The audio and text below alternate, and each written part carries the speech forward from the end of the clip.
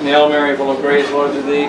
Blessed art thou amongst women, and blessed is the fruit of thy womb, Jesus. Holy Mary, Mother of God, pray for us sinners now and at the hour of our death. Amen. Saint Vincent Ferrer, Pray for us. Saint Jude, Pray for us. Lady of Victory, Pray for us. Lady of Sorrows, Pray for us. Lady of Christians, Pray for us. Saint Ignatius, Pray for us. Father, Son.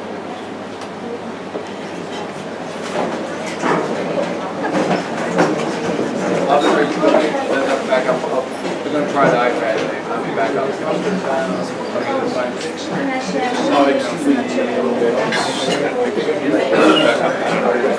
Okay, all right.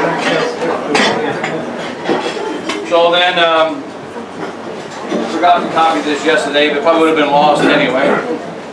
So, with Pascendi we have the syllabus, or the Lamentabili Sane, the syllabus of the errors, and then later the same year, in 1907, you'll see the date for Sanctio Scripturae, the 18th of November 1907.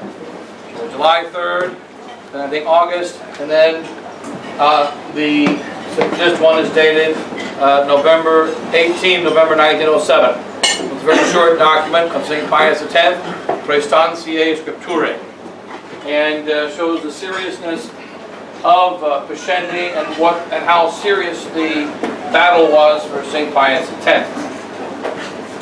So in any case, just that's why we're handing this out. There's a short document, but you notice the seriousness of it. And already, since only a few months in the summertime of 1907, the modernists were already saying, well, Pascendi is not a binding document. Lamentabile is a condemnation, but it's not infallible. You don't have to follow Pascendi. So the modernists immediately reacted against Pascendi in the summer of 1907. And so in November of 1907, St. Pius X responded. And he responded very clearly and succinctly with a one page, and this is two pages, but one page, a little bit more, on this little 8.5 by 11 sheet. Summary of Pascendi and of the Lamentabile, the syllabus of errors.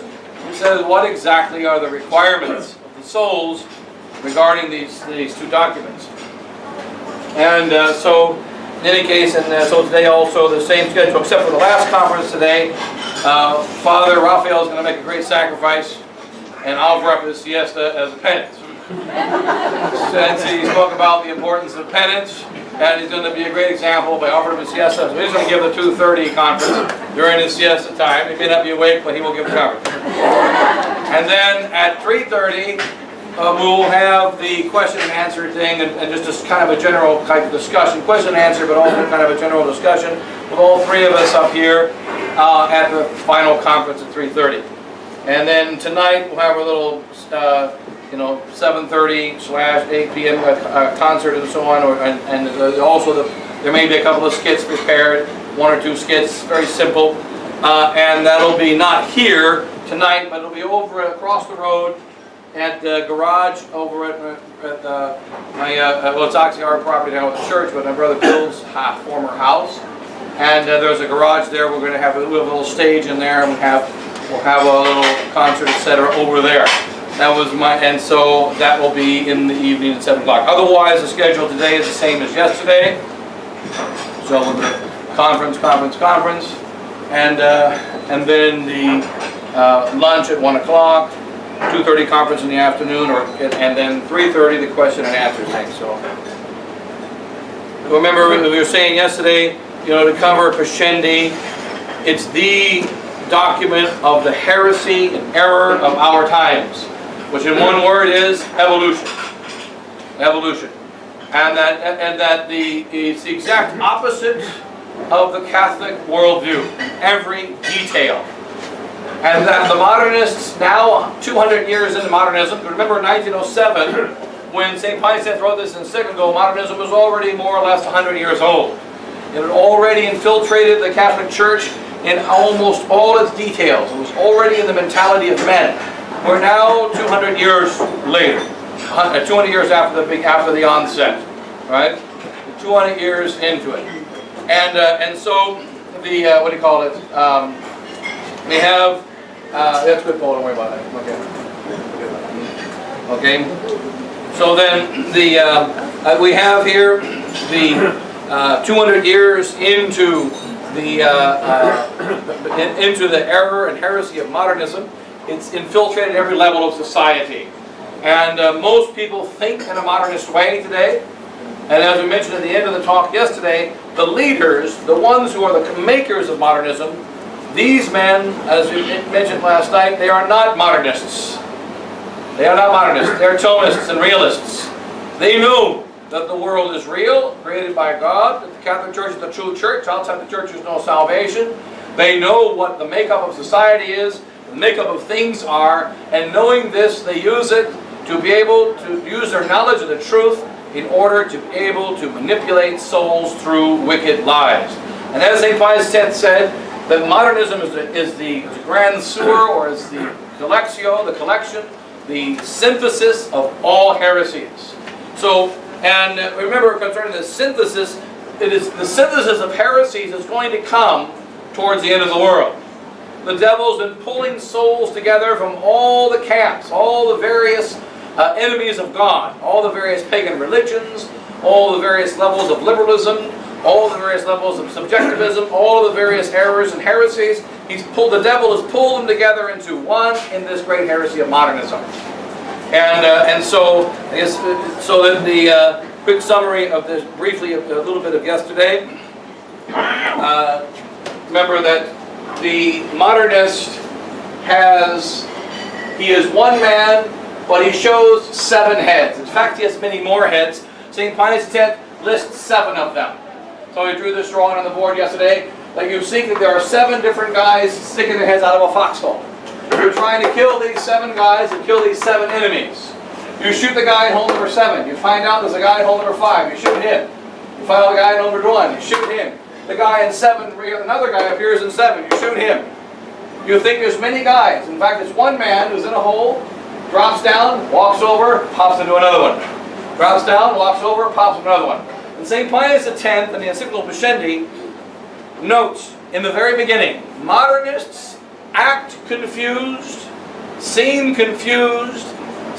disjointed and disorganized and in disarray. They are not. They seem contradictory. They do not contradict. They do not contradict. What we see in the seeming contradictions of Bishop Fillet, Bishop Williamson more recently, Pope Benedict, Pope Francis, Pope Paul VI, if you look carefully at what they all say, you will discover that they never contradict themselves. This is the point of St. Pius X. The modernists, there are many liars and many heresies which are filled with contradictions.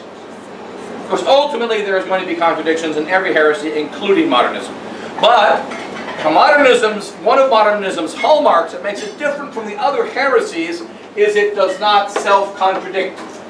That way they're able to always tell the same story, jump back and forth, change sides, and never ever actually shoot themselves in the foot. So, and the focus of our class, it takes about, like we mentioned in the seminary, it takes about 5 weeks or 6 weeks or more to go through Pascendi in our classes. But our primary focus is modernism is a system. It's not just a bunch of bad doctrines.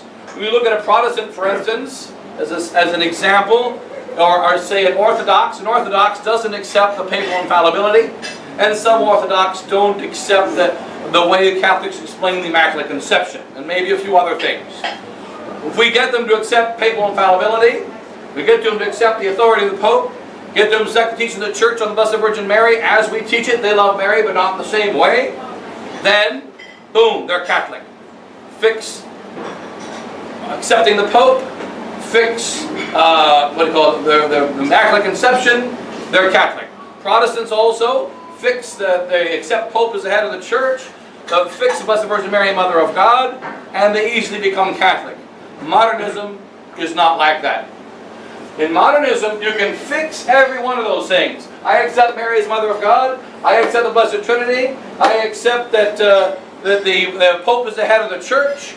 I accept every article of the Creed, and they're still 100% modernist. And you have not made even the slightest conversion. This is the most wicked, most insidious, and underneath of all heresies. And the great, what we really believe, that the Holy Ghost inspired St. Pius X when he wrote Pascendi, and also the short document Prestantia Scripturae, to show there's where the problem is, underneath. Here's where the roots are, underneath. And there's only one root, only one problem. We must kill that problem. They try to disguise it by sticking up false heads, false heads, false heads, false heads, false heads, false heads. We attack at all the false heads, we don't get to the root. St. Pius X gets to the root Pascendi. He then takes practical steps to hold back. He knows he cannot eliminate this heresy, but he held it back. And one great modernist, if we get the name, said, he's held us back 50 years. He's delayed us 50 years. 17, 27, 37, 47, 57. Vatican II, 1962. He delayed us 50 years, but we will come back. We will come back. And so then it'll be 55 years. He died in 1914, so you go from then, 24, 34, 44, 54, 64, 50 years. He held them 50 years, exactly like they knew. They hated him, and they knew that this man attacked their roots. We have to attack the roots of modern heresy. Noting, again from yesterday again, the steps of modernism is a system of heresy-producing factory, or we could just say a lie-producing factory. Because that's what remember we call the devil the father of lies. There's a process by which he tells lies. First step, agnosticism, which is the certainty that no man can know. We know with absolute certainty that nobody can know God. We know with absolute certainty that nothing in the universe, for those who weren't here yesterday, we just draw quickly here a small version of it. The four elements of the modernist universe. Tradition tells us that there are, let's do this here, the subconscious and the, here, beyond the phenomena.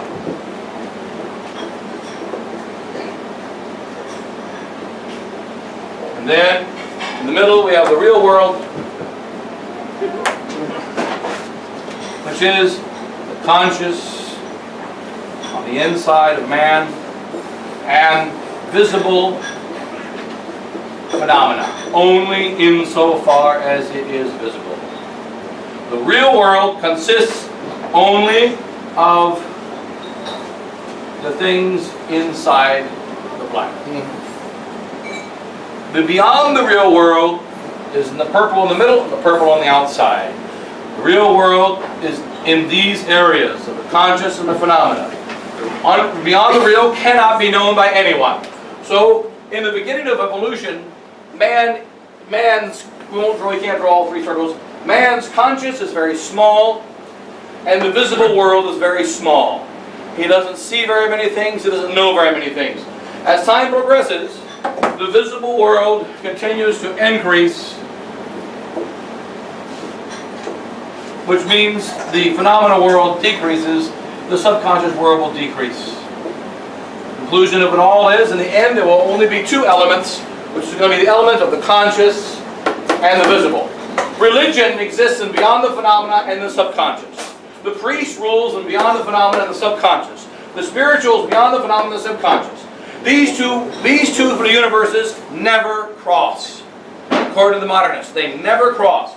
So if you believe, like one modernist I told you about yesterday, I met a Nigerian priest in Arizona, really intelligent. When I met with him for the first 3 hours, he told me he firmly believed in all the teachings of the Catholic Church, the traditional teachings. At 3 hours, he stopped. And I thought I was talking to the most traditional priest in the world. And he said, wait a minute, you actually believe this stuff. I said, do you really believe that the Jesus of history rose from the dead? I said, yeah, it was the Jesus of history rose from the dead. You got to be kidding me. And he went ape. He firmly believed in his beyond the phenomena world that he was doing his PhD in theology. He firmly believed Jesus Christ rose from the dead, that the Catholic Church is the true church in that world. But in the real world, we don't know anything about Jesus, other than he was some obscure man that was crucified in the year 30 AD.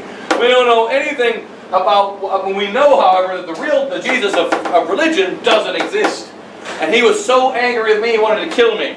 Because I know, and I said, I don't believe, I know that Jesus of history rose from the dead.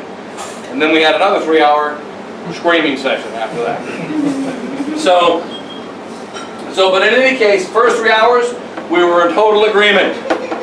Next 3 hours, we were in total war on exactly the same subject. This is the difference of modernism. It is a heresy that gets underneath, so you can accept all the truths on the top. But somehow it keeps them from getting into the heart, somehow it keeps them from getting into the soul, which is the most evil of all heresies. Or just like in the realm of sin, there are many sins, but not all sins are equal. Some are infinitely worse than others. This is the worst of all the heresies, heresy modernism. So we talk about these 7 heads. What does modernists do? Everything. Remember, at first it begins with agnosticism. Because we came out of the subconscious, we were conscious. And the first thing we know, we do not know God. No one can know God. There's no certainty. Later on, there's a